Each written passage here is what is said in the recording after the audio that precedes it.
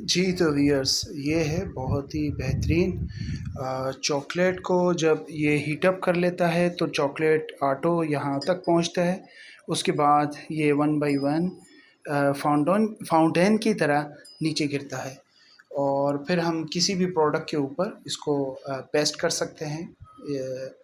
जैसे इसको हम यहाँ से अभी रिमूव करते हैं और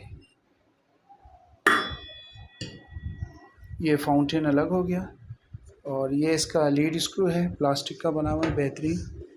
और इसके अलावा जो है बस ये जो है यहाँ पर आई